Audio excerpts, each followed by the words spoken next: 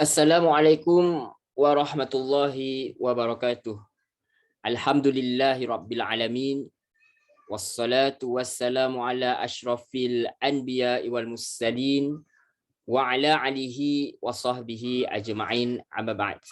Alhamdulillah summa alhamdulillah biiznillah, dengan izin Allah Subhanahu wa taala kita dapat bertemu sekali lagi, alhamdulillah, dalam pertemuan kita untuk kita memperbincangkan ayat-ayat yang terdapat dalam Al-Quran.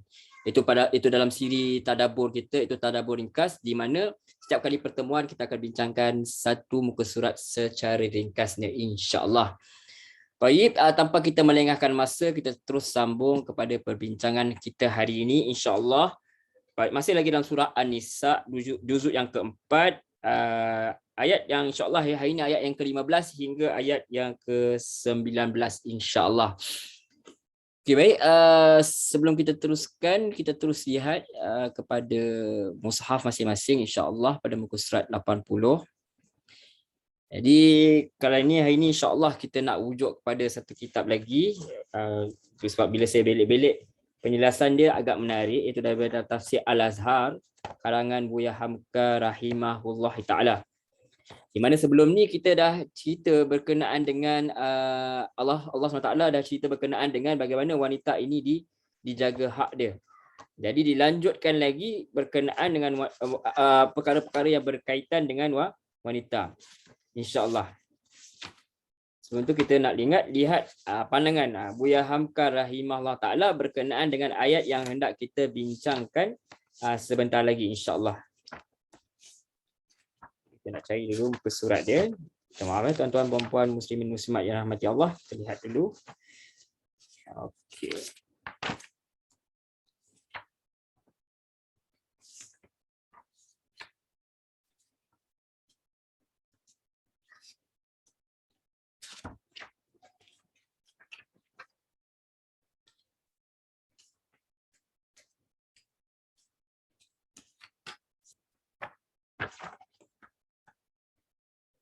Okey, baik, minta maaf. Jadi kita insya-Allah kita nak terus baca kepada ayat 15 hari ini, insya-Allah. A'udzubillahi minasyaitonirrajim. Wallati ya'tinal fahishata min nisaikum fastashhidu 'alaihinna arba'atan minkum.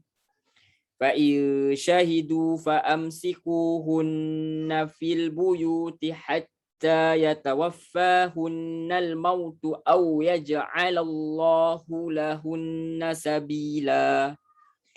Ya, Allah Subhanahu wa taala berfirman pada ayat yang ke-15 daripada surah An-Nisa, sambungan daripada ayat sebelum ini, di mana Allah kata, dan sesiapa yang melakukan perbuatan keji. Di sini kalau kita lihat dalam kurungan kebanyakan mushaf dia tulis tu zina. Nanti kita akan explain, sebab tu kita lihat pada kitab tafsir Al-Azhar, kita nak lihat apa pandangan Buya Hamka. Bagi saya sangat menarik apa yang dia kemukakan dalam kitab dia, dalam tafsir dia. Dan siapa yang melakukan perbuatan keji, kita tinggalkan dulu maksud dia. Di antara perempuan-perempuan kamu, maka carilah 4 orang lelaki di antara kamu yang menjadi saksi terhadap perbuatan mereka. Kemudian kalau keterangan-keterangan saksi itu mengesahkan perbuatan tersebut, maka kurunglah mereka. Yang ini perempuan yang melakukan perbuatan keji itu. Dalam rumah hingga mereka sampai ajal matinya. Atau hingga Allah mengadakan untuk mereka jalan keluar. Yang ini daripada hukuman itu. Yang ini mungkin Allah ampunkan atau Allah keluarkan hukum baru misal yang memansuhkan hukum yang kita sedang baca sekarang ini. Di mana siapa yang membuat perbuatan keji, maka dia dikurung dalam rumah sehingga sampai ajal mati dia. Okey, baik. Kita nak lihat pandangan Buya Hamka. Sambil bilik-bilik tengok, masya-Allah dia punya pandangan. Rahimahullah taala. Okey, baik. Kata Buya Hamka rahimahullah taala dalam tafsir Al-Azhar, kata beliau, meskipun perempuan itu telah diberi hak, maksudnya dia telah diberi hak keistimewaan, bagaimana Allah bagi mereka hak warisan dan sebagainya. Kata Buya Hamka, telah diberi hak yang demikian mulianya sampai di akhir surah Ali Imran. Maksudnya awal lagi dah cerita pasal wanita ini, kemuliaan wanita ini, dinyatakan bahawa menegakkan iman kepada Allah, berjuang menegakkan agama Tuhan adalah perkongsian di antara lelaki dan wanita. Dua-dua ada hak untuk melakukan perkara tersebut. Kemudian disambung lagi dalam surah An-Nisa, kata Buya Hamka, dengan ketentuan pemeliharaan harta anak yatim perempuan. Sampai lagi peringatan kepada lelaki, kalau takut tidak akan adil, lebih baik beristeri seorang saja. Itu sebenarnya kalau kita tak perasan bahawa Allah SWT kata kalau tak mampu seorang saja. Di sini juga bahawa ayat ini juga untuk melindungi wanita tersebut supaya tidak dianiaya. Jadi siapa kata Islam tidak melindungi, Islam dah cerita sepenuhnya. Jadi dan sampai ditentukan pembahagian waris untuk mereka. Ini untuk wanita tu. Maka semuanya itu bukanlah bererti, kata Buya Hamka, bahawa kalau mereka bersalah melanggar ketentuan Tuhan, mereka akan lepas daripada hukuman macam tu saja. Kadang-kadang kita kalau kita kan kadang orang tak semestinya kita sayang anak tu, anak yang paling kita sayang, kadang-kadang kalau dia buat salah takkan kita nak pejam mata begitu saja. Tak boleh. Ada orang macam tu. Sebab terlampau sayang, tak apalah, demi kasih sayangku aku tak kisahlah apa dia buat, lantak lah. Tapi tak boleh. Dalam Islam bukan begitu. Apabila kita sayang seseorang, maka kalau dia perlu dihukum sebab tanda hukuman itu sebagai tanda kasih sayang, supaya dia tidak pergi lebih jauh merosakkan diri dia atau merosakkan orang lain. Jadi kata Buya Hamka, niscaya kalau orang tu diberi hak yang banyak, macam wanita ini dalam Quran surah Ali Imran dan surah An-Nisa, cerita berkenaan bagaimana melindungi wanita, kelebihan-kelebihan mereka boleh terima hak waris seperti orang lelaki dan sebagainya. Saya kata Buya Hamka, kalau diberi hak yang banyak, maka dia pun memikul kewajipan yang banyak. Sebab tu kita kalau lihat orang lelaki ni dia banyak, dia lebih. Ada satu ketika selalunya dia akan lebih harta pusaka daripada wanita, maka tanggungjawabnya pun lebih. Begitu. Nescaya kalau orang diberi hak yang banyak, dia pun memikul kewajipan yang banyak. Nescaya yang bersalah pun pantas menerima hukuman, kata Buya Hamka, baik lelaki ataupun perempuan. Maka bila dah banyak kelebihan, maka awas kalau kalian langgar hukum hakam Allah, maka kalian juga akan dihukum. Sebab kalian dah dapat yang kebanyak benda, tiba-tiba kalian curang kepada Allah SWT. Kalian membuat perlakuan yang baik, kalau yang tidak baik, yang membuatkan Allah SWT tidak suka, yang membuatkan Allah SWT Allah SWT itu murka. Sebab tu kalau kita lihat, kalau misal kita pergi sebentar kepada perbincangan. Misal kalau orang melakukan zina, hukum asal, hukum hudud.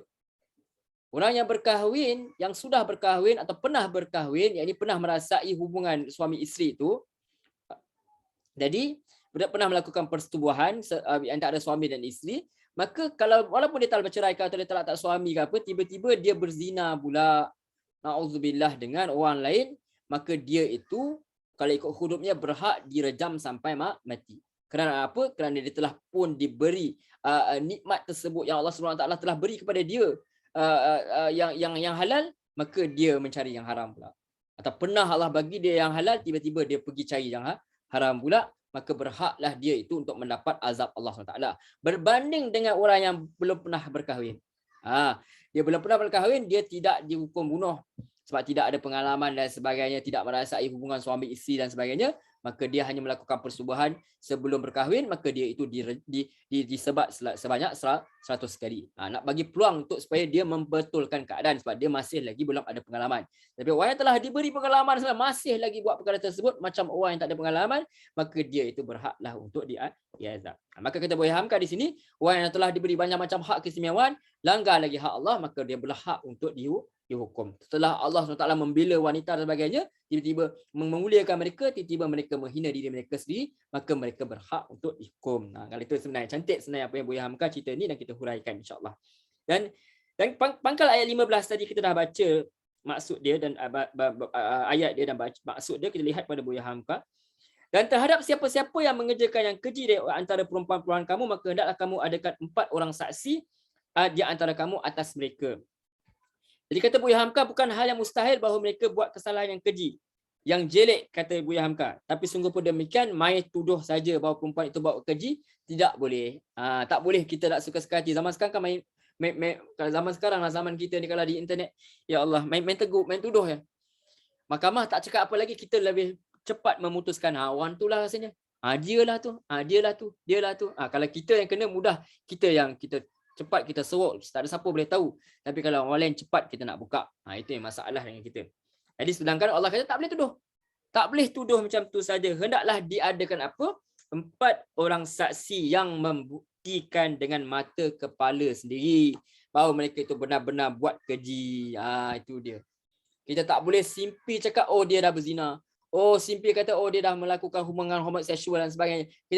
Kita tak boleh tuduh macam tu sahaja. Mesti kalau ikut hukum Islam dia mesti adalah 4 orang saksi.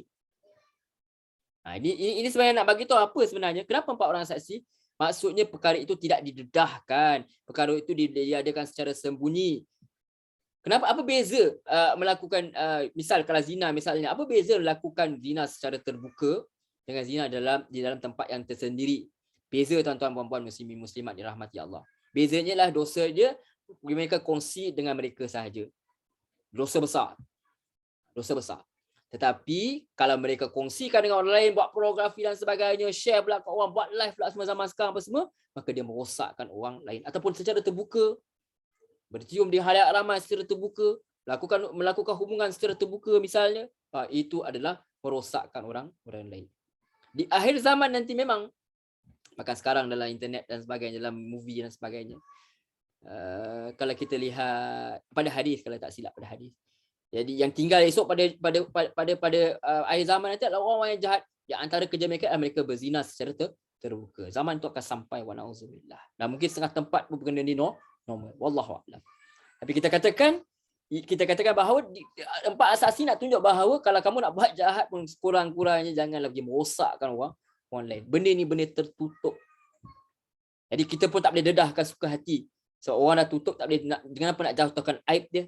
Mungkin ketika itu dia membuat kesilapan. Jadi kalau nak juga jatuh ke hukuman, mesti ada 4 orang saksi nampak betul sedang berlaku hubungan zina itu. Wallahu a'lam. Jadi hendaklah diadakan 4 saksi yang membuktikan dengan mata kepala sendiri bahawa mereka itu benar-benar berbuat keji. Jadi Buya Hamka tak cakap lagi keji itu apa. Jadi apakah yang maksud dengan fahsya atau fahishah? Jadi erti yang biasa kita pakai kata Buya Hamka ialah keji atau disebut juga nista. Keji dan fahsya apakah yang dimaksud di sini sehingga sudah sampai disebut keji? Kata sebahagian besar ulama tafsir yang dimaksud berbuat keji di ayat ini adalah zinar. Kalau kita lihat banyak pandangan, kalau kita nak celik tafsir pun dia cenderung kepada pandangan bahawa fahsya atau fahisyah ni adalah zina. Tuan-tuan boleh lihat hujah dalam celik tafsir, saya selalu rujuk. Tapi hari ini saya nak lihat kepada pandangan Buya Hamka, bagi saya menarik. Jadi kata sebahagian besar ulama tafsir yang dimaksud berbuat keji di ayat ini ialah zinar. Mereka kuatkan pendapat ini untuk menjelaskan bahawa bukan lelaki yang menzinai perempuan saja yang wajib kena hukuman, terutama perempuannya pun perlu dihukum. Sebab orang kata bertepuk sebelah tangan tak berbunyi, orang kata kan, macam tu. Tapi hendaklah cukup, tapi syaratnya sampai 4 orang yang saksikan betul-betul with their own dengan mata dia sendiri. Dengan biji mata dia, berbola mata dia. Baru dia nampak, bukan sekadar tengok dalam video dan sebagainya. Dia kena nampak betul-betul. Betul-betul Jadi ini sebenarnya. Jadi mereka kuatkan pendapat ini untuk menjelaskan bahawa bukan lelaki yang tetapi hendaklah cukup sampai 4 orang yang menyaksikan. Baru dia boleh dihukum. Kata Buya Hamka, dia quote ayat Quran, maksudnya jika mereka telah memberikan kesaksian, itu saksi yang berempat itu, maka tahanlah perempuan-perempuan itu di dalam rumah hingga maut datang kepada mereka, atau Allah mengadakan jalan lain untuk mereka. Ujung ayat 15. Jadi kata ahli-ahli tafsir tadi, berbuat keji itu adalah berbuat zinar. Ini saya ambil daripada tafsir Al-Azhar. Tapi kata mereka pula ayat ini telah mansukh. Yang ini telah dihapuskan hukumannya oleh hukuman zinar. Yang ini rejam yang disebutkan dalam surah An-Nur. Jadi kata mereka sebelum ayat itu turun, hukuman perempuan berzinar ialah tahanan rumah sampai mati. Duduk kat dalam rumah tu sampai mati. Bahasa kita mereput duduk dalam rumah tu. Kita sendiri pernah rasa kan pengalaman bagaimana duduk dalam PKP. Ya Allah. Itu pengalaman yang kita lalui. Yang itu masih boleh keluar beli barang pun dah pening kepala dah. Apatah lagi yang macam ni. Jadi tidak boleh keluar sama sekali. Kecuali kalau kelihatan mereka telah benar-benar taubat, ada pengecualiannya. Itu dia. Barulah dapat dikeluarkan. Tetapi kata Buya Hamka, dia ambil quote penafsir Abu Muslim Al-Isbahani berpendapat mengganjil atau menyimpang daripada pendapat jumhur ulama. Ada pandangan yang pelik lah, katakanlah kita kata yang asing. Jadi beliau berpendapat bahawa fahisyah atau perbuatan keji di sini yang dimaksudkan bukanlah berzina. Kalau kebanyakan mufassirin mengatakan bahawa ayat 15 surah An-Nisa ini telah dimusnahkan atau dimangsuhkan oleh ayat 2 surah An-Nur, Abu Muslim berkata bahawa antara kedua ayat ini tidak ada nasih dan mansuh. Ini satu pandangan. Melainkan lengkap melengkapi. Menarik juga ni. Ini yang kita bincang ni sebagai adab untuk berbincang, untuk kita berfikir. Tapi tuan-tuan, tanyalah kepada ulama yang mutabar, tanyalah kepada ustaz-ustaz tuan-tuan yang lebih pakar dalam bidang fiqh. Tapi yang kita nak cerita ni berkenaan dengan ada pandangan supaya akal kita ni, pemikiran kita ni meluas, bahawa banyaknya pandangan sebenarnya dalam ilmu Islam itu sendiri, menyebabkan kita sentiasa berfikir. Jadi menurut Abu Muslim, perbuatan keji dalam ayat 15 surah An-Nisa itu ialah berzina sesama perempuan yang diberi nama musahaqah, iaitu, minta maaf saya bacakan, mengadu farash dengan farash itu, yang kalau dilakukan oleh sesama lelaki dinamakan liwat. Dalam bahasa asing disebut homosexuality. Jadi menurut penyelidikan ahli-ahli ilmu jiwa, laki-laki atau perempuan yang sudah ketagihan dengan perbuatan keji ini adalah orang yang abnormal. Artinya jiwanya sudah tidak beres lagi. Ini saya baca kalau ada pakar-pakar psikologi boleh betulkan. Kalau ada pakar yang psikiatris, minta maaf, lebih pakar dalam bidang ni boleh tentu lebih tahu berkenaan benda ni. Cuma saya petik apa yang Buya Hamka kata. Ini bukan sekadar, ini bukanlah the truth, bukanlah kata yang paling akhir. Ini just membaca pandangan-pandangan orang-orang dulu sebelum zaman kita. Jadi artinya jiwanya sudah tidak beres lagi, sehingga perempuan tidak merasa senang lagi berhubungan dengan laki-laki, lebih senang dengan sesama perempuan. Dan laki-lakinya pun demikian pula. Perempuan yang ditimpa penyakit ni, kalau dia telah bersuami, tidak mempedulikan suaminya lagi. Hal ini lekas berkesan pada pelanggannya. Dia lebih suka berjalan berdua-dua dengan kekasihnya sama perempuan dan sebagainya lah. Melakukan hubungan sesama wanita, dia lebih begitu, sama jantina. Maka menurut Abu Muslim, kalau tanda-tanda ini telah ada, hendaklah diintip oleh 4 orang saksi. Ini pandangan dia. Sampai dapatlah diketahuilah bahawa, dapatlah tangkap bahawa mereka ni berbuat perbuatan yang keji. Kalau sudah kedapatan, hendaklah perempuan itu dihukum, iaitu dikurung dalam rumahnya, tak boleh keluar lagi, dia sampai dia mati terbenam untuk selama-lamanya di dalam rumahnya. Baik yang jadi kakak atau yang jadi adik, kata Buya Hamka ni, tetap dikurung dan kedua-duanya dipisahkan supaya penyakit itu tidak dilakukannya lagi, atau juga supaya mereka ini sembuh. Ini antaranya. Beginilah pendapat Abu Muslim. Atau Allah mengadakan bagi mereka jalan keluar. Maksudnya kalau penyakitnya tu tak sembuh juga sebab mereka itu bersuami.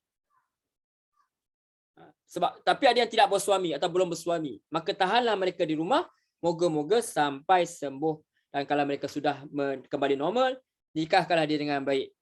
Ini jalan keluar. Maksudnya kalau yang ada suami ni masih lagi tak normal, maksudnya chance dia untuk sembuh tu memang susah sikit. Sebab dia memang dah ada suami pun. Jadi maksudnya dia ada masalah, biarlah sampai dia kalau dia tak berubah atau sampai dia matilah. Itu antaranya. Jadi kalau yang dah sembuh ni, dia boleh dinikahkan dengan yang lain. Yang ni jalan keluar daripada kurungan rumah, kalau memang belum pernah bersuami. Setengah penafsir lain pula ni menarik juga. Beberapa perbuatan keji ni adalah misalnya suka maki-maki, suka mencaut-caut, suka berkelahi dengan tetangga. Kalau zaman kita ni agaknya ramailah orang kena kurung. Kalau zaman kita kena kurung pun masih lagi boleh bercakap lagi internet. Maksudnya kena potonglah internet dia. Macam itulah lebih kurang. Kalau yang jenis menaik suka hati ni, kita potongnya dia punya dia punya kelebihan dia untuk berakses the internet. Maksudnya dalam tu habis handphone semua bawa keluar, tak boleh apa, dia tak boleh hubung dengan sesiapa. Ini pandangan pada zaman itu. Saya tambah lagi untuk kalau kita nak buat pada zaman kita.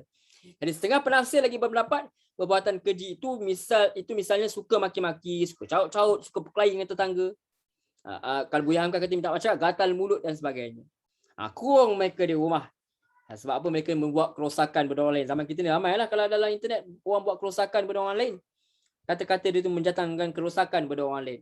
Yang menjalankan hukum terhadap mereka tentu saja yang berwajib dalam negeri yang menjalankan peraturan Islam. Tapi bisakah ada juga dalam kalangan keluarga yang pandangan hidupnya telah dipengaruhi oleh hukum Islam semuanya. Dan kalau ini belum dapat dijalankan, kerana susunan kemasyarakatan dan kenegaraan masih jauh daripada peraturan Islam, sudahlah nyata bahawa hukum tahanan rumah memang ada bagi perempuan. Ini menarik apa kata Buya Hamka. Dia buat kesimpulan pula lagi. Dan sinilah pun kita dapat pula kesimpulan jelas bahawa memingit perempuan dalam rumah, maksudnya kurung perempuan dalam rumah ataupun biar kata orang perempuan ni kerja di dapur saja, yang biasa terdapat dalam masyarakat Islam yang kolot, bukanlah peraturan Islam. Ini Islam tak suruh perkara tersebut. Mereka hanya dikurung kerana bersalah buat kerja. Bukan kadang-kadang tak boleh keluar rumah langsung. Sudahlah duduk di rumah jadi suruh rumah, tapi tak boleh keluar ke pergi jalan-jalan makan-makan ke langsung tak boleh. Itu bukan datang daripada Islam, kan? Tak boleh pergi masjid ke apa, itu bukan datang dari Islam. Mereka hanya dikurung kerana bersalah buat keji. Itu kata Buya Hamka. Kalau buat keji baru kurung. Kalau tidak bersalah, demikian baik penafsiran tu zina ke, atau penafsiran keji sesama perempuan, atau gatal mulut ke, tak adalah jalan untuk buat mengurung mereka. Selain daripada perkara-perkara keji ini, maka tak bolehlah kita mengurung wanita. Ini juga sebenarnya nak bagi tahu bahawa kebebasan yang ada pada wanita yang Allah bagi. So janganlah sampai dinodai kebebasan itu. Ini sebenarnya kita tak kira lah pandangan apa, kebanyakan majoriti ulama kata ini adalah zina. Jadi sebenarnya ini kalau kita boleh ambil pandangan ni zina, tak masalah. Jadi ini juga sebenarnya pesanan buat kita orang yang hidup zaman moden ni, pada wanita yang telah diberi hak untuk bekerja, misalnya nak tolong suami dan sebagainya, atau nak tolong keluarga dan sebagainya, atau tidak bersuami kerja, maka perlulah menjaga diri itu dengan baik. Janganlah sampai kebebasan yang Allah SWT berikan, maka itu dibuat dengan perkara yang tidak baik, melakukan perbuatan yang tidak elok, melakukan zina dan sebagainya. Wa na'udzubillah. Itu jangan dinodai dengan perkara tersebut. Itu sebab kita lihat dalam kisah Nabi Musa misalnya dengan dua orang perempuan yang nak bagi ambil air untuk bagi ternakan dia minum. Ayah dia sudah tua, maka yang buat perkara tersebut, yang ambil pekerjaan tu, yang lain banyak nama lelaki, maka mereka lah yang ambil alih tugas ayah mereka. Tapi bagaimana mereka menjaga diri mereka, ada perasaan malu dan sebagainya. Jadi itu sebenarnya, bukan kita nak jatuhkan wanita, tapi kita nak lindung wanita ni supaya biar mereka itu dimuliakan, bukan dieksploitasi. Movie buat perkara-perkara yang buat hubungan yang menunjukkan wanita ini dan sebagainya, menggunakan wanita ini untuk melariskan movie dan sebagainya, pakai seksi dan sebagainya. Kalau cerita-cerita Mak Saleh bertelanjang dan sebagainya, cerita kita hampir nak bertelanjang. Jadi itu eksploitasi. Akhirnya untuk siapa? Yang orang yang progresif filem itu. Jadi kita Islam tak mau wanita dijadikan sehina itu. Wanita itu diangkat dengan mulia, biarlah teruskan kemuliaan itu. Nak bekerja semua tak di luar, tidak ada masalah, tapi mesti jaga dia adab dia. Dan bukan sahaja ditujukan pada wanita.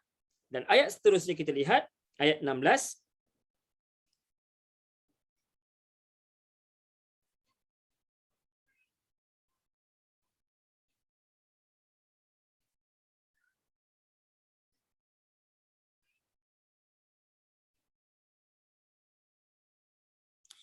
Ayat 16 seterusnya, walladzani ya'tiyaniha minkum fa'adhuhuma fa in taba wa aslaha fa'aridu anhuma innallaha kana tawwabar rahima. Ini ayat 16. Okey. Kita lihat kepada penafsiran ayat 16. Kata Buya Hamka rahimahullah taala, tadi dicerita pasal wanita, maka wanita itu akan dikurung sampai apa? Sampai ajal dia ataupun Allah bagi jalan keluar lah. Maksudnya daripada hukuman tersebut, sama ada dimaafkan atau Allah turunkan hukum yang baru, seperti mana pandangan para ulama yang mengatakan bahawa hukum ini dimansuhkan dan datangnya surah An-Nur tu tentang bagaimana nak dijatuhkan hukuman orang yang berzina. Wallahu a'lam. Apa itu kena tanya orang yang lebih pakar, kita lihat sahaja pandangan-pandangan kat sini. Jadi sekarang laki-laki pula, kata Buya Hamka, terdapat dua orang yang mengerjakan yang keji di antara kamu. Pangkat ayat 16. Kamu di sini, kata Buya Hamka, ialah lelaki, maka kamu sakitilah keduanya. Di sini hampir tidak ada perselisihan pendapat antara ahli tafsir, iaitu dua orang laki-laki yang buat keji perbuatan umat Nabi Lut, itu Sodom dan Gomorrah. Yang ini laki-laki memperbinikan lelaki, kata Buya Hamka. Mereka pun wajib dihukum. Kesalahan mereka sama besar dengan kesalahan perempuan tersebut di atas tadi yang dikuatkan penafsirannya oleh Abu Muslim. Kerana kalau lelaki tak suka lagi kepada perempuan dan perempuan tak suka lagi kepada lelaki, tanda masyarakatnya itu sudah sangat rosak moralnya, hancur akhlaknya. Mereka disuruh disakiti, iaitu dihukum. Oleh kerana hal ini tidak pernah kejadian pada zaman Rasulullah SAW sendiri, tidaklah orang menampak contoh hukum apa yang pantas dilakukan pada mereka jika diketahui, jika kedapatan, kata Buya Hamka. Tapi kata Buya Hamka, tetapi pada zaman Saidina Abu Bakar berlaku perkara tersebut. Itu antara pandangan. Wallahu a'lam. Jadi kata Buya Hamka lagi, dengan sambungan ini kita mengerti bahawa cara bagaimana menjatuhkan hukuman sakitilah mereka terserah kepada kebijaksanaan hakim. Artinya adalah misalnya anak-anak muda yang terlanjur perbuatan perangai keji ini kerana tidak tertahan syahwat tapi belum menjadi penyakit. Mereka diberi hukuman yang setimpal, misalnya rotan dan sebagainya. Lalu diajar dan dididik, dipisahkan dari tempat yang membahayakan kerana pergaulan muda sama muda sampai mereka sembuh. Maka setelah kelihatan ada perubahan, kerana mereka telah taubat dan telah diperbaiki dirinya, telah dibersihkannya dengan amal yang baik atau segera menikah, cukuplah menyakiti mereka sekadarnya. Wallahu a'lam. Itu antara pandangan yang ada dalam tafsir Al-Azhar. Yang boleh juga kita perhatikan. Tapi kalau kebanyakannya kita katakan bahawa ditafsirkan sini adalah berkenaan dengan zina lah, baik lelaki atau wanita. Cumanya hukum itu telah dimansuhkan. Hukum dikurung dalam rumah tu atau hukum menyakiti ini telah dimansuhkan dengan ayat dalam surah An-Nur. Wallahu a'lam. Kita kembali kepada celik tafsir. Ini menarik. Baik. Jadi Allah SWT berfirman ayat 15 ni tadi bahawa Buya Hamka kata ini untuk lelaki, penulis celik tafsir cakap ini juga untuk lelaki. Cuma pandangannya adalah ini adalah berkenaan zina. Tapi pandangan Hamka kata terserah, meletakkan berbagai-bagai pandangan lah. Ada yang mengatakan bahawa yang ini adalah untuk yang ini adalah untuk lelaki yang melakukan hubungan homoseksual.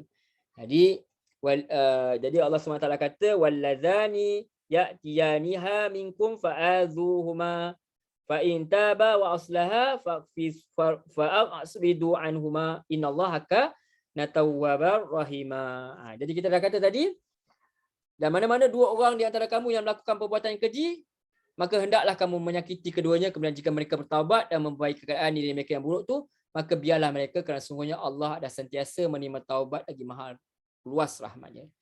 Kalau untuk perempuan mereka dikurung, untuk lelaki ini mereka disakiti, tetapi mereka disakiti atau dikurung itu bukanlah untuk mendera mereka, tetapi untuk memberi mereka masa berfikir supaya mereka bertaubat kepada Allah Subhanahu Wa Taala. Ini ada sebagai bayaran supaya mereka ini tidaklah merosakkan orang lain pula. Kalau zaman sekarang sudahlah dia suka buat perkara tersebut, dia iklankan pula perkara tersebut supaya orang lain rasa benda tu normal. Okay. Tengok zaman sekarang kartun anak-anak kita berada hubungan, tunjuk hubungan sama ada perempuan dengan lelaki yang tidak kahwin, kemudian ada hubungan sesama lelaki bersama perempuan, semua itu dinormalisasikan. Tak perlu berkahwin pun. Kalau dah suka sama suka, dah berlaku persetubuhan, is okay, tak ada masalah bagi mereka. Jadi sebenarnya tidak, Islam ada meletakkan syarat-syaratnya. Tapi menariknya kalau dah terlanjur, maka ayat ni kata Allah ingatkan kita bahawa kalau dah terlanjur, Allah boleh maafkan segala kesalahan kita. Sebab sebelum ini adalah ayat tentang anjuran bertaubat, sekarang kita masuk pada syarat-syarat taubat, kata penulis celik tafsir. Jadi kita kena ingat bahawa Allah boleh maafkan segala kesalahan kita. Jangan kita terpengaruh dengan kata-kata orang ataupun rasa hati kita, mungkin bisikan syaitan mengatakan tak ada chance untuk kita berubah. Tidak. Selagi mana nyawa di kandung badan, selagi mana belum nyawa itu sampai ke kerongkong, ingatlah sahabat-sahabat semua, kita dan saya pemesan kepada diri saya sendiri, kita ada masa untuk masih peluang untuk bertaubat. Jangan pernah putus asa dengan rahmat Allah Subhanahu Wa Taala. Jadi kita kena ingat bahawa Allah boleh maafkan segala kesalahan kita. Ini menarik. Allah cerita pasal hukum, habis dah bertaubat dah apa, Allah hukuman itu dihilangkan. Ya, kalau kita tak bertaubat dan dosa tidak diampunkan, kita akan dihukumkan dengan dosa itu di akhirat. Entah berapa lama pula akan duduk dalam neraka pula. Jadi ayat ni anjuran supaya kita bersihkan diri kita di dunia ini supaya kita tak perlu nak dibersihkan di akhirat. Kalau tak kena rendam dalam api neraka tu. Wa na'udzubillah. Mudah-mudahan Allah jadikan kita orang sentiasa bertaubat dan mudah-mudahan Allah sudi untuk terima taubat kita. Kalau kita salah ke orang lain, kita minta maaf kepada mereka dan kita doa supaya Allah buka pintu hati supaya mereka maafkan kita, dan mudah-mudahan kita nanti mati dalam keadaan yang suci, yang bersih, di mana kita datang dalam keadaan kita kembali kepada Allah dalam keadaan kita itu tidak berdosa lah. Dan Allah ampunlah dosa kita kalau kita berdosa. Tak begitu. Dan kita teruskan ayat seterusnya. Ayat 17. Bentar ya.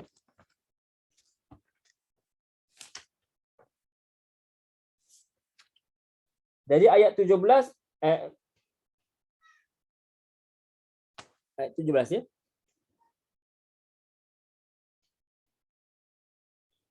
Allah SWT berfirman, wa innamat taubatu 'ala Allahi lilladzina ya'maluna as-su'a bijahalah thumma yatubuna min qarib fa ulaika yatubullahu 'alaihim wa kana Allahu 'aliman hakima. Jadi Allah Subhanahu wa taala berfirman, sesungguhnya penerimaan taubat itu diterima oleh Allah hanya bagi orang-orang yang melakukan kejahatan disebabkan sifat kejahilan. Kemudian mereka segera bertaubat. Maka dengan adanya dua sebab itu mereka diterima Allah taubatnya. Dan ingatlah Allah Maha mengetahui lagi Maha bijaksana. Jadi jahil di sini maksudnya tak tahu ataupun pada ketika dia buat tu dia terlupa dan sebagainya. Dan dia bukan buat dia adalah bukan buat sebab nak lawan Allah. Bukan luat dan sebab kata alah semua hukum-hukum ni mengarut ada ke. Kita diri kita suka hatilah kita nak dengan siapa pun. Kan free country. Kita bebas buat apa saja kan. Kalau yang macam tu itu cerita lain. Ini yang memang mungkin jahil tak tahu atau tahu tapi masa dia buat tu dia lupa kan. Jadi mereka ini dimaafkan.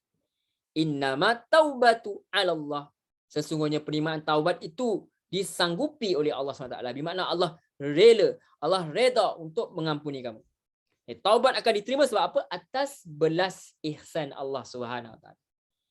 Penulis cerita tafsir dia kata ihsan Allah SWT. So jangan kita rasa oh Allah terima taubat aku terror lah aku sebab aku ni banyak ibadah. Tidak, bukan. Allah terima sebab Allah kesian. Kita minta ampun Allah. Astaghfirullah, astaghfirullah, astaghfirullah. Allah kesian kat kita, Allah ampuni kita. Maknanya tidak wajib untuk Allah terima taubat atas kehendak dia. Sama dia nak terima atau tidak. Tapi kita kena harap Allah terima taubat kita. Kita kena harap Allah kesian kat kita. Sebab tu kita kena bersihkan dosa kita. Kalau Allah tak terima taubat kita, maka Allah akan bersihkan dosa kita kat neraka. Dan itu suatu yang sangat malang. Sebab kita ada peluang untuk bersihkan di dunia ni. Jadi jangan tangguh-tangguh. Nabi kata, susuli kejahatan kamu dengan kebaikan. Susuli kejahatan kamu dengan kebaikan. Susulilah kejahatan kamu dengan kebaikan. Saya yang ulang, bukan Nabi yang ulang. Jadi, nak bagi tahu bahawa betapa pentingnya perkara ni. Dah buat salah, baiki. Kalau dengan orang, minta ampun, minta maaf.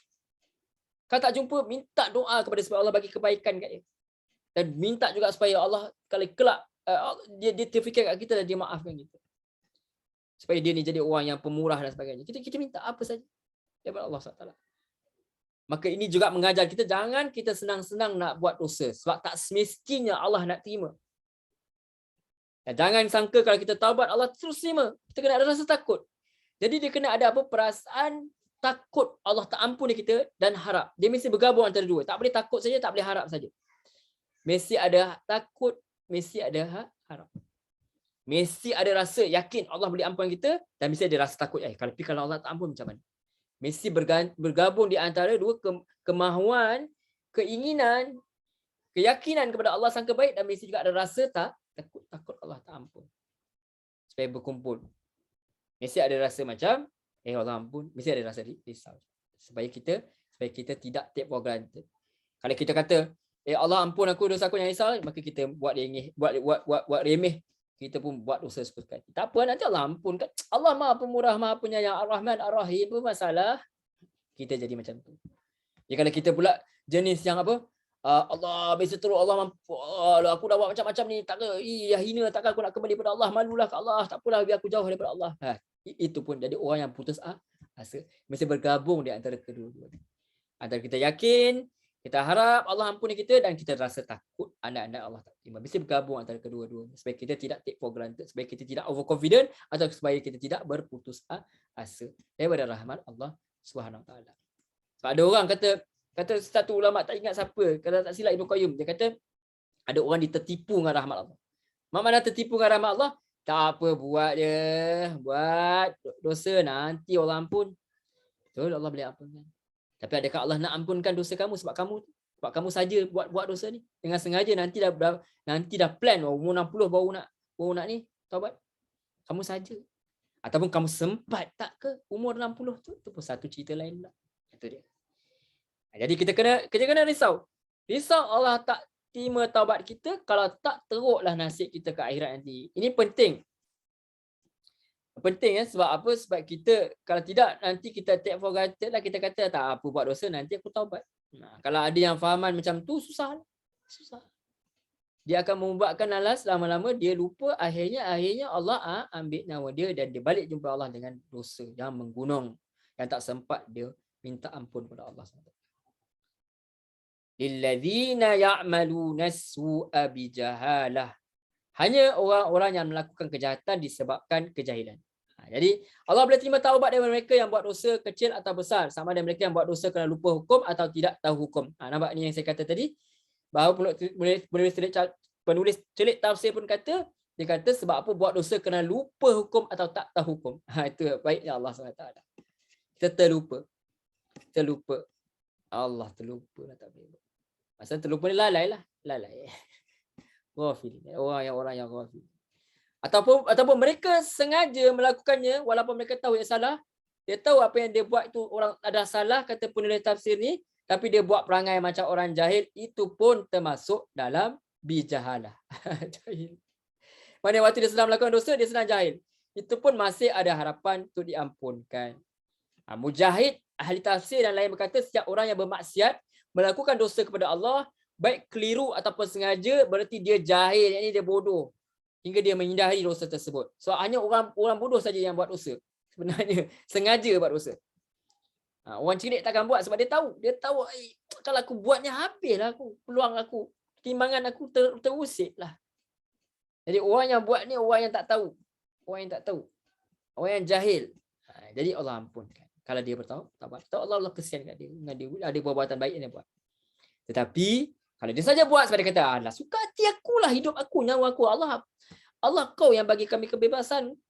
Suka hatilah. Ini tak relevan dah dia dalam undang-undang ni. Ini ada konteks lain ni. Kita cuba tafsirkan dengan cara lain. Jadi itu adalah orang yang saja nak menentang Allah Subhanahu Wa Taala, mencabar Allah Subhanahu Wa Taala. Wallahu a'lam. So Allah kata summa yatubuna min qarib. Kemudian mereka segera bertaubat. Maksudnya mereka taubat sebelum mati. Sama ada dilakukan dalam masa terdekat ataupun tidak. Tidak ditetapkan bila mereka kena melakukan taubat itu. Asalkan syaratnya dilakukan sebelum mati. Kalau sebelum dia nampak malaikat maut datang untuk mengambil nyawa itu sudah termasuk dalam masa yang terdekat. Ini mafhum daripada hadis Nabi, kata penulis tafsir celik tafsir ni. Nabi SAW bersabda yang maksudnya, sesungguhnya Allah yang maha mulia lagi maha agung akan menerima taubat seseorang sebelum nyawanya sampai di kerongkong, yakni sebelum sakaratul maut. Hadis riwayat At-Tirmizi, dan katanya hadis ini hadis hasan. Oleh itu kalau kita baca sendiri ayat ni tanpa belajar tafsir, kata penulis tafsir, mungkin kita sangka kita kena terus taubat selepas melakukan dosa. Ini bahaya, kerana takut ayat kata kalau lambat taubat dan dosa tak diterima. Walaupun yang bagusnya adalah terus bertaubat. Sebab kita tak tahu bila nyawa. Tapi bukan maksudnya kalau 4 tahun aku tak bertaubat, maksudnya no chance dah luput dah. Tamangan, jangan fikir macam tu. Kalau walaupun dosa tu lama tak bertaubat, taubat kembali kepada Allah SWT. Walaupun 4 tahun, na'udzubillah, 10 tahun dah kita buat maksiat pada Allah, taubat. Ataupun tu dosa lama baru boleh taubat lagi? Tak boleh. Sentiasa boleh. Dan kita pandai-pandai kata taubat seorang itu diterima atau tidak, kerana sama ada diterima atau tidak adalah hak Allah SWT. Dan ayat ni juga dalil bahawa orang yang tidak tahu suatu perbuatan itu berdosa dan dia melakukannya tetap dosa. Ini bersalahan dengan fahaman orang kata kalau tak tahu tak dosa. Tak. Kalau dia tak tahu pun berdosa, tetap berdosa. Kita jawab balik, kalau tak berdosa, kenapa ayat ini mengatakan mereka kena bertaubat kerana jahil? Kalau tidak berdosa, tentu tidak perlu bertaubat. Maksudnya dosa tetap dosa lah. Misal dia tak tahu. Dia tak tahu, contoh saya pun tak tahu nak bagi contoh yang mana sebab takut tersalah. Tapi kita kalau ambil penulis tafsir dia kata kalau dosa, maka dia, walaupun dia tak tahu, dosa tetap dosa lah. Dosa tetap tu. Dosa dia kena bertaubat. Wallahu a'lam. Ini satu pandangan ya. Kita boleh, kalau tuan-tuan boleh rujuk lagi pandangan orang yang lebih pakar, insya-Allah. Faulaika yatubullahu alaihim, mereka diterima Allah taubatnya. Saya Allah boleh terima taubat mereka, tapi bukan wajib untuk Allah terima taubat. Itu kita kata tadi. Jadi bila seorang itu sudah datang belajar agama, itu adalah alamat. Misalnya dia taubat tu antaranya dia datang belajar agama, itu alamat telah diterima taubatnya. Kerana Allah terima taubat mereka. Allah bawa mereka untuk dalami agama supaya tahu hukum. Ini seperti yang dikatakan oleh ulama, ini sebagai tanda saja. Wa kanallahu aliman hakima. Allah Maha mengetahui lagi Maha bijaksana. Jadi Allah tahu apa kita lakukan. Tapi dia tetap juga sanggup nak maafkan dosa-dosa kita. Segala yang Allah lakukan bukanlah kerana kelemahan diri dia, bukan kata sebab terpaksa ampun, bukan, tetapi atas kebijaksanaan dia. Kita kalau jadi mak, kita kadang-kadang kita maafkan anak kita bukan sebab kita nak maafkan pun, ataupun mak ayah kita nak maafkan bukan sebab maafkan. Nak buat macam mana dah anak, maafkan. Tapi Allah bukan begitu. Allah bukan begitu, Allah tak terpaksa. Tapi Allah ampunkan kerana kebijaksanaan. Allah tahu kenapa aku perlu ampunkan. Hanya Allah yang tahu. Misal kita kata dengan ampunkan dia jadi orang yang baik untuk masyarakat. Allah dekatkan dia agama dia tolong orang pula, dia ingatkan orang lain jangan buat maksiat seperti dia dan sebagainya. Maka itu adalah perkara-perkara yang Allah janji Allah ampunkan dia atas kebijaksanaannya, bukan sebab terpaksa Allah ampunkan, bukan. Macam kita jadi mak ayah terpaksa buat buruk baik anakku. Tak, Allah bukan begitu. Allah boleh azab pun kalau kamu lawan dia. Maka bukanlah tugas kita untuk soalkan apa yang Allah nak laksanakan. Sahabat dia Allah kata, kenapa Allah tak ampunkan orang ni orang tu ke? Itu semua kebijaksanaan Allah SWT. Kita pun tak tahu Allah ampunkan siapa pun tidak, kan? Seterusnya ayat 18, walaisatit taubatu lilladzina ya'maluna as-sayyi'ati hatta idza hadara ahadahumul maut qala inni tubtul an.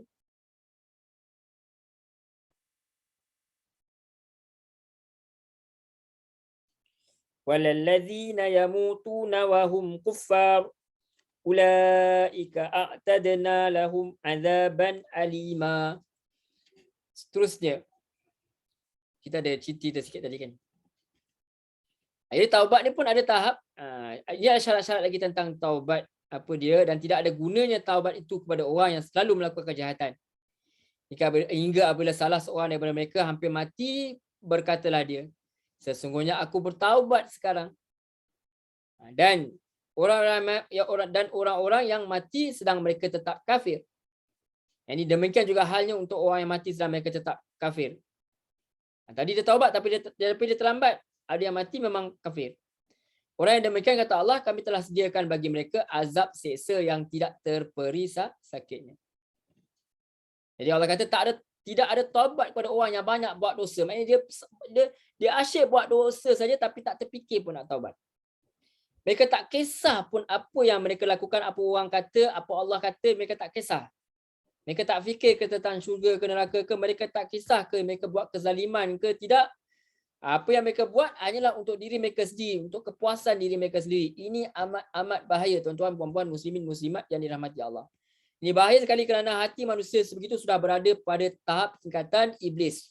Tahap tingkatan syaitan, kita kata. Kerana mereka tidak terfikir nak taubat. Kebanyakan manusia walaupun sedang melakukan dosa, tapi dalam hati mereka ada terdetik. Mereka sedang buat dosa ni. Dan adalah sikit cita-cita nak bertaubat masa hadapan kurang-kurang yang kata, ya Allah, aku buat dosa ni, tapi kelemahan diri. Dia punya temptation, nikmat membuat dosa tu ketika itu lagi, sehingga terlupa yang nikmat syurga yang Allah letak, ataupun azab Allah yang menanti. Sekurang-kurangnya dia masih ada rasa bersalah. Tuan-tuan, kalau kita buat dosa, kita ada rasa bersalah, itu petanda baik, tuan-tuan. Perempuan muslimin muslimat yang dirahmati Allah. Tapi kalau kita tak ada rasa, bahasa kita kata minta maaf cakap, buat tak reti je, maka ya Allah, itu dah kata boleh tafsir ni tahap na'udzubillah tingkatan iblis syaitan. Kan iblis tak taubat. Maksud taubat kata boleh tafsir ni dari segi bahasa adalah kembali, atau kita boleh katakan sebagai U-turn lah, kita kata. Dulu dia jauh daripada Allah, tapi sekarang dia dah kembali kepada Allah. Ini bagi orang yang terfikir untuk taubat dan sempat untuk bertaubat. Tapi akan ada manusia yang tak terfikir pun nak bertaubat, mereka ikut suka saja buat dosa, sehingga sampailah saat terakhir baru dia kata dah nak mati dah, baru dia kata ini tubtul an, sekarang aku taubat. Macam Firaun, dah nak lemas baru dia fikir nak taubat. Allah. Kita tengok kalau kisah Firaun, dia mengaku beriman dengan Tuhan Nabi Musa AS waktu dia sedang tenggelam dalam laut. tapi taubat dan imannya waktu tak diterima kerana nyawa sudah dekat dengan aku. Sampai kan ada dalam hadis malaikat Jibril dia sumbat mulut Firaun tu supaya dia tak boleh nak ucap kalimah taubat. Tetapi kita tahu kan dalam Quran tetap dinyatakan bahawa Allah tulis jelas pun Firaun taubat. Maksudnya apa? Seolah-olah walaupun mulut tu tidak bercakap, tetapi Allah tetap mengetahui apa dalam hati dia. Dia telah bertaubat, tapi Allah tak terima. Sebab kita tak tahu adakah dia benar-benar bertaubat kerana dia nak bertaubat atau dia bertaubat sebab nak selamatkan nyawa dia. Masa itu dia baru tahu. Baru tahu sepatutnya bertaubat. Allahu a'lam. Tapi yang penting tak diterima. Saat-saat macam tu dah terpaksa. Bukan dengan rela hati, terpaksa. Jadi kalau ada yang kata taubat itu mesti lakukan sebaik saja melakukan dosa, minta maaf. Ini sebagai dalil mengatakan taubat itu boleh terima selagi mana tak sampai ajal. Boleh lebih masa. Mana jangan putus asa, tapi janganlah sampai tunggu lama sangat sebab kita tak tahu bila kita akan mati. Sebab ini bukan alasan untuk lengahkan taubat, kata Ibnu Tatsir ni, kerana kita tak tahu bila kita mati. Itu je. Kalau kita lengahkan, adakah kita yakin yang kita akan dapat bertaubat sebelum kita mati? Tak tahu. Bukankah kematian itu datang tanpa bagi tahu, dia tak bagi tahu kita, dia tak mesej, tak WhatsApp dulu. Dia datang secara tiba-tiba. Begitu juga orang yang mati dalam keadaan kafir, yang mati dalam keadaan syirik kepada Allah, selepas mati, hampir mati, selepas dia mati baru hendak bertaubat, tidak akan diterima. Walaupun dekat sekarang tu mau baru nak taubat, ya Allah tak terima. Orang yang mati dalam kufur, tiada siapa pun yang boleh tolong dia. Anak beranak ni dia minta ampun bagi pihak dia pun tak diterima. Kena faham sakaratul maut ni bila, tuan-tuan. Bukan kata dia dah dulu atas katil. Ada riwayat kan. Ada budak yang sedang sakit. Nabi datang. Dia orang Yahudi kan. Anak orang Yahudi. Dan Nabi datang, Nabi suruh dia mengucap. Dia tengok ke ayah dia. Ayah dia last kali dia kata, ikutlah apa kata Islam disebut Abu Qasim. Nabi SAW. Maka dia taubat. Nabi keluar dalam keadaan senyum. Dia mati lepas tu. Tak silap. Kenapa diterima pula? Sakaratul maut ni bila, tuan-tuan, bila? Yang tu lebih kurang lah. Saya pun tak tahu. Saya belum mengalami sakaratul maut. Tapi semua orang akan merasa. Mata dia dah terbeliak dah. Masa tu dah tak fikir apa dah. Yang itu Allah tak terima. Macam Firaun, dia dah masuk tenggelam. Dia dah rasa nak lemas dah. Masa yang tu Allah tak terima. Tak terima. Ini sekadar teori lah. Secara apa yang Allah bagi tahu kita. Allah nak ampunkan semua itu hak Allah SWT. Tapi Allah SWT yang bagi tahu macam ni lah sepatutnya. Supaya kita tak bertangguh-tangguh. Maksudnya, kalau tengah sakit biasa tu, masih lagi boleh taubat. Itu memang Allah datangkan supaya kita fikir. Yang kita kata, aku dah masuk hospital lah, tak ditaubat dah. Jangan kita fikir macam tu pula. Tak. Yang kata, sakaratul maut. Dia dah membuat dah, tak fikir apa dah. Dah nampak, agama dah nampak malaikat dah. Macam tu. Itulah. Wallahualam. Tuhan saja lebih mengetahui. Jadi kata Allah, ulaika a'tadna lahum azaban alima. Orang demikian kami telah sediakan bagi mereka azab seksa yang tak terperi sakitnya. Jadi mereka disediakan dengan azab seksa di neraka dan mereka akan kekal dalam neraka. Oleh itu kita kenalah lakukan taubat sebelum kita mati. Sebab kita tak tahu bila kita mati, maka hendaklah kita bertaubat. Hendaklah kita tak boleh tangguh sebab kita tak tahu bila kita mati. Amalkan bertaubat dengan Allah, basahkan bibir kita dengan istighfar pada Allah. Nabi ajar habis solat je. Assalamualaikum warahmatullahi. Assalamualaikum warahmatullahi. Apa Nabi ajar dalam hadian saya? Nabi kata ajar astaghfirullah. Astaghfirullah. Astaghfirullah.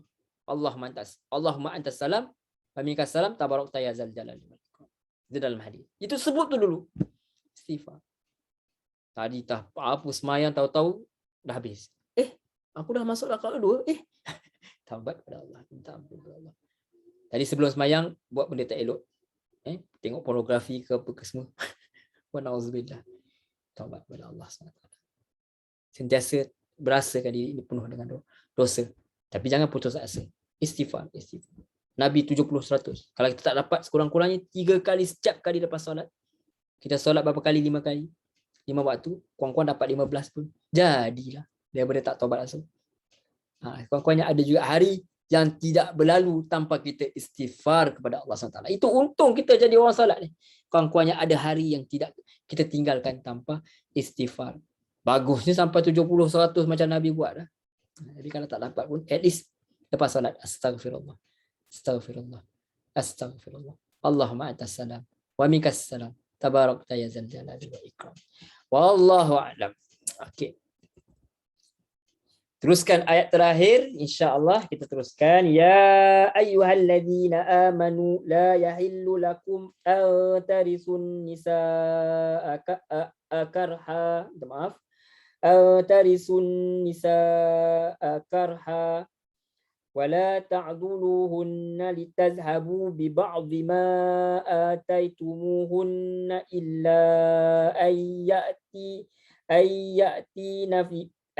يأتين بفاحشة مبينة وعاشروهن بالمعروف فإن كرهتموهن فعسى أن تكرهوا شيئا ويجعل الله فيه خيرا كثيرا. Jadi Allah Subhanahu wa taala firman, wahai orang-orang yang beriman, tak halal bagi kamu mewarisi perempuan-perempuan dengan jalan paksaan. Dan janganlah kamu menyakiti mereka dengan menahan dan menyusahkan mereka, kerana kamu hendak mengambil balik sebahagian daripada apa yang kamu telah berikan kepadanya. Kecuali apabila mereka melakukan perbuatan keji yang nyata. Dan bergaullah kamu dengan mereka, yakni isteri-isteri kamu itu, dengan cara yang baik. Kemudian jika kamu benci kepada mereka, kerana boleh jadi kamu ada dengan tudang kurungan, penulis dalam tafsir misalnya dia letak kurungan disebabkan tingkah lakunya, janganlah kamu terburu-buru menceraikannya, kerana boleh jadi kamu bencikan sesuatu sedang Allah hendak menjadikan pada apa yang kamu benci itu kebaikan yang banyak, yang ini untuk kamu. Ini menarik. Ini adalah hukum ke-9, ayat terakhir nak kita bincangkan hari ini. Kata penulis tafsir sebenarnya saya tak kira pun 1 sampai berapa, cuma saya baca. Penulis tafsir kata ada 9. Tuan-tuan boleh rujuk dalam celik-tafsir.net. Tapi ada pandangan yang saya ambil, ada yang saya ambil daripada kitab lain. Tapi menarik sebab dia dah susun, jadi memudahkan kita sampai. Mudah-mudahan Allah bagi pahala yang banyak buat dia. Mudah-mudahan. Amin ya rabbal alamin. Jadi ini adalah hukum seterusnya. Kita telah belajar tentang pembahagian harta pusaka. Tapi ingatlah yang wanita itu bukan harta pusaka. Seperti mana yang kita sebut, zaman jahiliah, perempuan adalah seperti harta. Ingat, Islam datang, muliakan.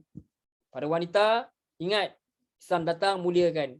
Itu juga lelaki, ingat, Allah yang muliakan kita.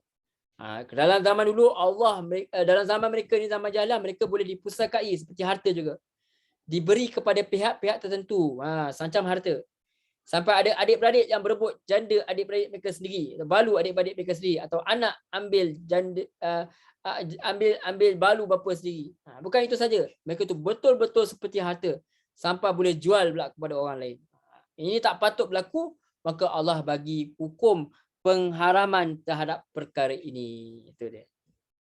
Jadi Allah kata, ya ayyuhalladzina amanu, wahai orang-orang beriman, la yahillu lakum an tarisun nisa karhau wala ta'dalunahunna litazhabu bi ba'di ma ataitumuhunna illa ayyatina bi fahishah mubayyinah wa ashiruhunna bil ma'ruf fa in karihtumuhunna fa asa an takrahu syai'an wa yaj'al Allahu fihi khairan katsira.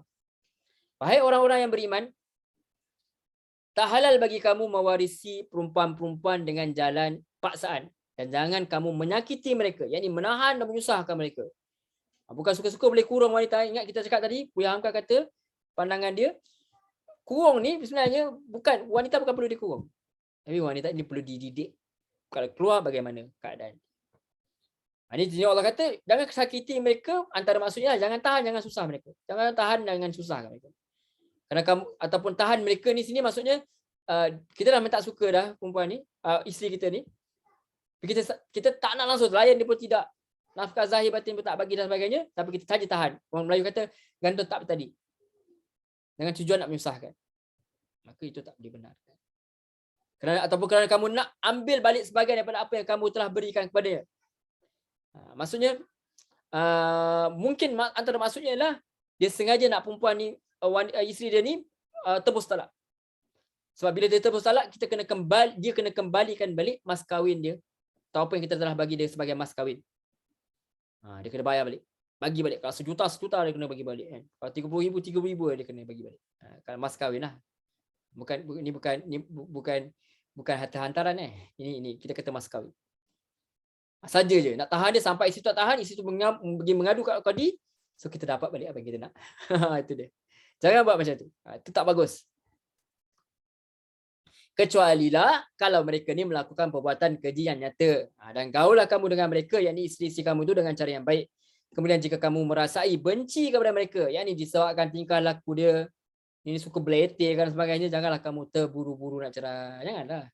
Kerana boleh apa? Jadi kamu bencikan sesuatu sedangkan Allah hendak jadikan pada apa yang kamu benci itu kebaikan yang banyak untuk kamu. Wow. Bukan sahaja dalam suami isteri saja, isteri saja. Kadang-kadang kita dalam kehidupan kita misalnya sebelum kita pergi pada ini kita keluar sikit. Bayangkan tuan-tuan, kadang-kadang kita kata, alah aku tak dapat kerja tu, Allah aku tak dapat beli rumah macam orang lain apa sebagainya kan. Misal. Tapi barangkali apa yang kita rasa baik tu orang tu tak baik tu kita. Atau baik kita menyapa aku duduk sebelah jiran macam ni. Kadang-kadang kita kata tak bagus. Tapi Allah kata tak. Ada kebaikan-kebaikan lain yang boleh kita ambil misalnya. Mungkin dia jenis orang mudi ke apa-apa, tapi ada masa dia tanya pasal kita, dia orang yang baik, orang yang solat. Kita boleh duduk sebelah orang yang memang pasang muzik pagi ke atau jahat ke, pompak ke, kita boleh ada sebelah pembunuh ke. Tapi sekurang-kurangnya kita ada jiran yang memang beletir sikit ke mulut dia ke, tahan je sudah. Boleh jadi Allah jadikan yang buruk tu sebenarnya baik untuk kita. Tapi ayat ni bukan untuk itulah, ayat ni untuk isteri. Yang memang kita jumpa setiap hari. Tu dia. Jadi Allah kata, wahai orang beriman, tak halal bagi kamu warisi perempuan dengan jalan paksaan. Orang beriman diingatkan dalam ayat ini bahawa tak halal boleh wanita dengan cara pusaka, sebab itu adalah paksaan. Wanita ada hak, wanita bukan barang. Mereka tak boleh dijadikan seperti barang dagangan dan atau harta pusaka. Kalau mahu kahwin, mereka yang telah kehilangan suami boleh, tapi kena dengan cara betul. Tak boleh paksa mereka melakukan sesuatu yang tak mahu, tak boleh paksa. Sebab pada zaman jahilah, wanita boleh diwarisi oleh ahli keluarga si mati. Mereka boleh kahwin wanita itu atau kahwinkan dengan orang lain atau halang mereka dari kahwin dengan siapa sahaja. Itu adalah perbuatan yang sangat buruk sampai ada yang kahwin ibu tiri mereka sendiri. Sebab tu awal soal poligami itu antara maksud ialah sebab lebih baiklah kamu kahwin 2, 3, 4 orang anak minta maaf 2, 3, 4 isteri daripada kau menganiaya anak yatim tu, bela anak yatim tu, dia tak nak kahwin dengan dia tak mau, tapi duduk bela kat dia tak bagi kahwin supaya apa? Supaya boleh bolot harta dia. Itu buruk perbuatan. Ataupun saja kahwin dengan anak yatim tu tak sayang pun. Sebab apa? Nak harta. Janganlah kahwin dengan dia. Baik kahwin dengan orang lain. Yang ini bebas kalau dia pergilah dulu kahwin dengan orang lain. Itu antara dia. Islam ajar cukup indah. Kalau orang masih kata lagi menindas ni hukum bagi kahwin 2, 3, 4. Tak, kena faham konteks. Kena belajar betul-betul bahawa kita akan rasa nikmat. Wah, hebatnya Allah SWT menyusun hukum hakam tu, tinggal kita nak faham, nak cuba faham atau nak buka hati untuk faham. Itu dia. Belajar agama ni, terutama Quran, hadis Nabi, kena buka hati untuk terima. Jangan cepat sangat kita ni jadi kritisasi tu bagus, tapi jangan cepat sangat macam kita boleh betul ke ya Allah? Relax, dengar dulu, kaji tu betul. Kritisasi tak apa, tapi kaji tu betul. Dan kita kritis. Kita tengok, sebenarnya apa konteks dia macam ni. Tapi kena lihat betul-betul. Buka hati betul-betul supaya Allah bagi kita jalan yang benar. Jadi zaman sekarang tak ada pewarisan macam tu, kata boleh tidak tafsir. Tapi ada atau tidak seorang wanita itu disuruh melakukan perkara yang mereka tak mahu, macam dulu. Ada ibu bapa yang paksa anak mereka kahwin dengan orang yang mereka yang ibu bapa hendak. Sebenarnya zaman sekarang pun ada. Saya ada kawan yang macam tu pun. Masa saya remaja. Ada yang kena paksa kahwin, dia kahwin seminggu je, lepas tu cerai. Sebab dia tak suka. Sekarang Alhamdulillah dia dah bahagia pun dengan suami yang dia nak. Alhamdulillah.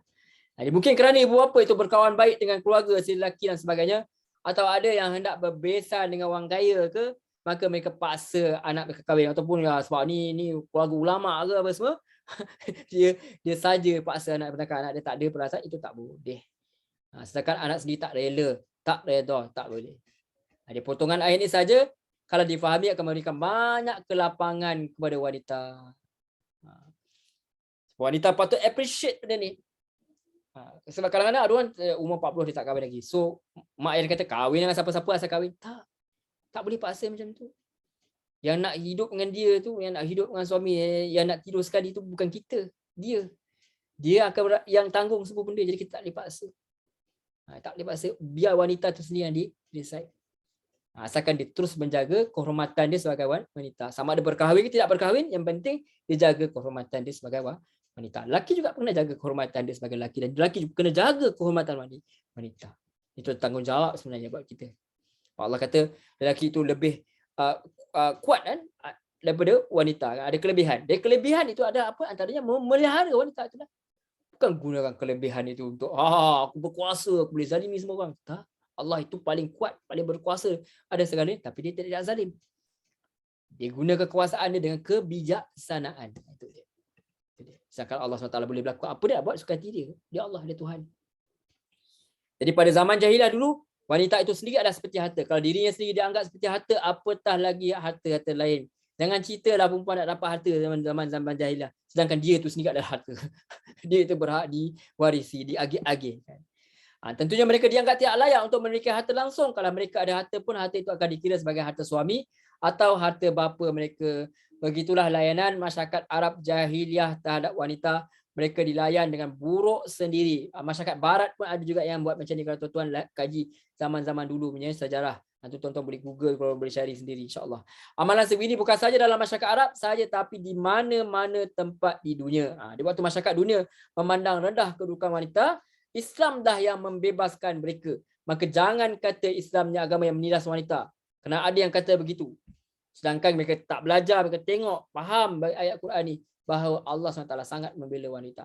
Dalam ayat ni, perkataan karhan, yang ini secara paksa digunakan. Adakah ini maksud yang kalau wanita itu setuju untuk dimiliki orang lain itu diterima? Tentu tidak. Bukanlah maksud Allah. Yang tidak boleh adalah kalau dipaksa saja, kalau dia rela boleh pula, tak begitu. Sebab yang haram tetap haram. Cuma Allah beritahu dalam ayat ini bahawa tidak ada mana-mana wanita yang mahu diperlakukan sedemikian. Yang waras takkan nak macam tu. So Allah mewakili pemikiran wanita ketika itu yang tak boleh bersuara, Allah suarakan suara hati mereka. Begitu baiknya Allah SWT. Kalau mulut dia kata rela pun, tidaklah wanita itu dalam keadaan waras, sebab dia biasanya tak berlaku gitu. Mungkin dia terpaksa dan sebagainya. Takut diugut dan sebagainya. Baik. Terusnya, dan janganlah kamu menyakiti mereka kerana kamu hendak ambil balik sebahagian daripada apa yang kamu hendak beri pada mereka. Jadi ada yang menyusahkan wanita itu setelah wanita itu kehilangan suami. Sebagai contoh, mereka halang atau menyusahkan wanita-wanita itu untuk kahwin dengan orang lain. Kenapa mereka buat begitu? Nak ambil duit yang dijadikan mahar oleh bekas suaminya. Mereka kata kalau wanita itu nak kahwin dengan orang lain, kena pulangkan duit mahar atau pemberian dari suami yang telah meninggal itu. Ini pandangan lain pula. Ini dia sendiri, orang lain yang bukan suami dia, orang lain yang nak, bapak mentua ke misal. Bapak mentua dia kata, kalau kahwin orang lain boleh, tapi kau kena pulangkan balik harta mas kahwin yang kau telah bagi dulu. Yang anak kau dah bagi. Ini pandangan penulis cerita tafsir. Atau mereka halang wanita itu dari kahwin dengan orang yang lain yang keluar daripada keluarga mereka. Kerana kalau wanita itu kahwin lain, dia akan bawa harta itu keluar daripada keluarganya. Atau mereka letak syarat kepada mana-mana lelaki yang hendak kahwin dengan janda itu, kalau nak kahwin balu itu, kalau nak kahwin dengan wanita itu, mahar kena beri kepada mereka, bukannya kepada wanita itu. Contoh-contoh ini atau apa saja yang boleh difikirkan oleh mereka yang tidak berhati perut adalah tidak boleh diterima sama sekali. Dia adalah dosa yang besar. Kena layan wanita dengan baik dan tanya kehendak mereka. Ini juga boleh bermaksud sebagai saran kepada seorang suami, jangan susahkan isteri mereka. Kerana nak isteri mereka pulangkan balik mahar yang telah diberikan kepada mereka. Ini saya kata awal-awal tadi. Mungkin ada suami yang jahat, yang sudah tak suka isteri mereka, maka mereka ganggu, kacau kerana mahu isteri mereka pulangkan mahar yang diberikan dulu kalau nak melepaskan diri. Mungkin dulu mereka beri rumah, mereka bagi kereta sebagai mahar, tapi sekarang nak balik, nak cerai boleh, tapi kena bagi balik rumah, kereta, macam tu. Ada suami yang sudah tak suka isterinya, maka mereka layan isteri itu dengan buruk, dengan tujuan supaya wanita itu meninggalkan dia. Tapi kalau nak tinggalkan, kena bagi balik mahar yang telah diberikan. Yang ini tebus talak, seperti mana yang kita katakan awal-awal tadi. Jadi cara-cara mengambil balik mahar yang telah diberikan ini adalah salah. Dan kalau kita baca dari potongan ayat di atas, ia tak sah, ia tidak halal. Maka kata harta yang diambil balik wanita itu bukanlah harta lelaki itu, maka kata boleh cerita tafsir, ia adalah harta yang haram. Wallahu a'lam. Dan perlu ditambah lagi kata penulis tafsir ini, yang larang bukan saja mengambil balik mahar yang beri, tapi larang juga buat tak tahu tentang mahar yang telah dijanjikan. Kadang-kadang kita dengar semasa akad nikah, dengan mas kahwin sekian dan sekian hutang. Tak boleh lupakan tentang mahar tu. Ini adalah kerana kadang-kadang ada mahar dijanjikan tapi tak diberi langsung sampai bila-bila. Sang isteri masih lagi layak untuk dapatkan mahar, suami masih lagi ada hutang kepada isterinya. Tapi ada syarat, ada pengecualian kecuali mereka lakukan perbuatan yang keji. Jangan ambil harta para isteri atau susahkan mereka, melainkan perempuan itu melakukan dosa besar yang keji. Minta maaf tuan-tuan. Bismillah. Kata penulis tafsir ni, dosa keji itu mestilah dilakukan di hayat ramai. Allah tambah lafaz mubayyinah, maksudnya jelas. Orang lain pun tahu. Kerana kalau sebut dosa keji saja, mungkin mereka yang berhati busuk itu boleh tuduh perempuan itu telah lakukan dosa keji walaupun mereka tak buat. Oleh itu kalau seorang suami dapat buktikan bahawa isteri telah melakukan zina secara terbuka, itu sudah ada 4 saksi, maka bolehlah kalau nak ambil balik mahar yang telah diberikan. Jadi perbuatan keji itu juga boleh termasuk dengan nusyuz sekali. Dan dalam keadaan yang lain Allah kata, hendaklah seorang suami itu hidup dan bergaullah kamu dengan mereka dengan cara yang baik. Yang hendaklah seorang suami itu hidup dengan isterinya itu dengan cara yang baik. Bukan saja dia kena memenuhi keperluan biasa seperti makan, minum, pakaian dan sebagainya, tapi kena hidup dengan penuh kemesraan. Ini penting juga kerana kalau kita tak layan isteri kita dengan tidak mesra, mereka akan tertekan perasaan. Seorang wanita tentunya memerlukan seorang suami yang dicintai dan dia pun cintai suami dia. Contohnya Nabi Muhammad SAW dalam perkara ini, sabda baginda, khairukum li ahli. Khairukum li ahli. Orang yang terbaik antara kalian adalah yang paling baik terhadap keluarganya. Wa ana khairukum li ahli, dan akulah yang terbaik terhadap keluargaku. Hadis riwayat Tirmizi. Jadi tujuan baginda berkata bukan nak tinggikan diri dia, tapi baginda nak ajar kepada kita bagaimana cara nak layan keluarga dan isteri. Setinggi hebat Nabi pun, Nabi ada pangkat sebagai kenabian, Nabi orang yang paling muda, dekat dengan Allah, masih lagi dia melayan keluarga dia dengan baik. Bila Nabi berkata gitu, tahulah kita bahawa kita kena lihat bagaimana cara baginda layan keluarga yang kita kena tiru. Banyaklah kisah-kisah dari hadis yang sahih bagaimana baginda layan isteri dia, isteri-isteri baginda dan keluarga baginda. Perkara-perkara ini sepatutnya diketahui oleh kita supaya kita juga boleh ikut perbuatan Nabi. Kena belajar hadis-hadis Nabi yang sahih, lihat sunnah Nabi, kita lihat macam mana dia berkeluarga, macam mana dia berinteraksi dengan keluarga, dengan cucu dia, dengan isteri, dengan anak dia, kita lihat. Bukan kita lihat dalam amal ibadah saja. Amal ibadah tentulah kita kena tengok, dan terutama yang lain. Segala segi yang Nabi buat kita kena belajar. Jangan hanya nak ikut sunnah menikah lebih macam Nabi. Oh, Nabi kahwin ramai 10, aku pun kena kahwin 4. Kena kahwin, tapi tak ikut sunnah pun cara layan isteri.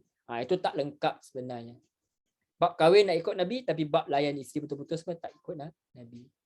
Fa in karihtumuhun, kemudian jika kamu benci pada mereka, dan jika ada kemungkinan kamu sudah tak suka mereka kerana tabiat mereka, apa-apa sebab, ni biasalah. Awal-awal honeymoon, mula-mula kahwin, sayang sekali, semua boleh tolak ansur, apa saja isteri buat cantik molek. Tapi lama-lama biasalah, dah ada isteri dah tak orang kata tak slim macam dulu dah ada anak-anak start menjerit-jerit sebagainya, meletin dan sebagainya, maka kita pun rasa Allah tak cantik, Allah isteri aku ni apalah, rasa ada perasaan nak ceraikan dan sebagainya. Tapi Allah bagi pengajaran dalam ayat ini. Ingat elok-elok, ingat betul-betul. Fa'asa an takrahu syai'aw wa yaj'alallahu fihi khairan katsira. Boleh jadi kamu benci satu perkara, sedang Allah hendak menjadikan pada apa yang kamu benci itu kebaikan yang banyak. Allah ingat pada kita, boleh jadi kita tak suka, itu ada boleh jadi apa yang kita tak suka tu sebenarnya adalah kebaikan. Mungkin Allah jadikan wanita itu kebaikan untuk kita daripada segi pahala. Dia mungkin degil dalam contoh agama contohnya. Tapi kalau kita didik dia sampai dia baik, kita dah dapat pahala. Dia mungkin tak cantik, tapi dia pandai masak. Dia mungkin seorang pemarah, tapi dia pandai jaga duit kita. Tu kelebihan tu. Ada orang cantik tapi habis duit kita. Jadi tak, itu semua itu boleh dilihat dari sudut yang lain kalau kita mahu berfikir. Selagi mana dia tak buat benda yang fahsyat, zina ke, selagi mana dia tak buat benda-benda yang menjatuhkan maruah kita, dia cabar kita, dia buat secara terbuka keji, selagi sakat-sakat yang dia buat biasa-biasa, dia pemarah sebagai dia beleta sebagainya, itu semua normal. Kalau tidak, tak jangan kahwin lah kalau tak rasa perkara tersebut. Jadi kalau kita sabar, dengan dia pun dapat pahala. Tengoklah berbagai-bagai kebaikan yang boleh ada, asalkan kita buka mata kita kepada segala kemungkinan itu. Jangan terus fikir cerai. Kalau cerai isteri, kahwin dengan isteri lain, ada masalah lain, cerai lagi. Duk kahwin cerai sampai mati tak habis. Sebab manusia ini tak sempurna. Maka sabarlah sedikit dengan pasangan kita. Jangan senang sangat jika nak cerai saja, nanti menyesal badan pula. Atau ayat ni boleh bermaksud, kalau kita tak suka isteri kita itu, entah anak yang lahir daripada rahim tu bagi banyak kebaikan pula kepada kita, macam-macam boleh jadi. Itu dia. Wallahu a'lam. Sebenarnya menarik sebenarnya kalau perbincangan dalam surah dalam ayat Quran ini. Hari ini pun kita belajar sebenarnya macam sebenarnya yang kita boleh ambil, bahawa Allah SWT itu memberi pengajaran kepada kita supaya kita boleh ambil. Antaranya jangan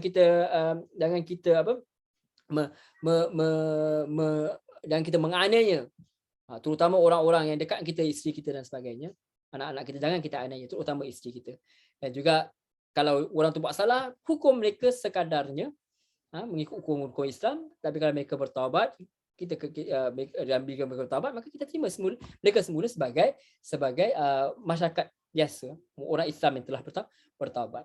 Dan juga kalau ada keburukan yang ada sikit-sikit pada isteri kita, pada pasangan kita, itu biasa, itu normal. Maka jangan cepat-cepat nak cerai sangat. Kalau tidak, nanti kita akan rugi benda yang lebih baik yang sebenarnya Allah nak bagi kepada kita. Jalan pahala, jalan untuk mencapai syurga Allah antara ialah dengan kita berkeluarga, menjaga diri kita sendiri dan ahli keluarga kita daripada neraka. Itu adalah jalan untuk kita ke syurga sebenarnya, kalau kita mahu berfikir. Ia adalah anugerah daripada Allah SWT. Kalau tak silap, Dr. Nalbusi dia kata, sebenarnya isteri ini adalah hadiah buat kita.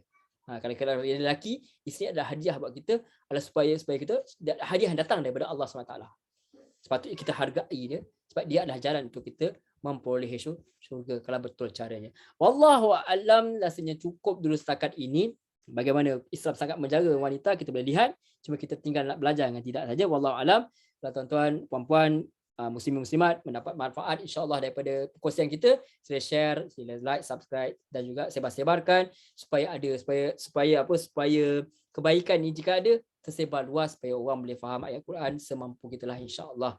Wallahu a'lam. Insya-Allah kita bertemu lagi pada pertemuan yang berikutnya. Terima kasih kerana sudi mendengar. Insya-Allah kita tutup dulu dengan tasbih kafarah. Subhanakallahumma wa bihamdik, asyhadu alla ilaha illa anta, astaghfiruka wa atubu ilaik. Wassallallahu ala Muhammad wa ala alihi washabihi wasallam. Walhamdulillahirabbil alamin.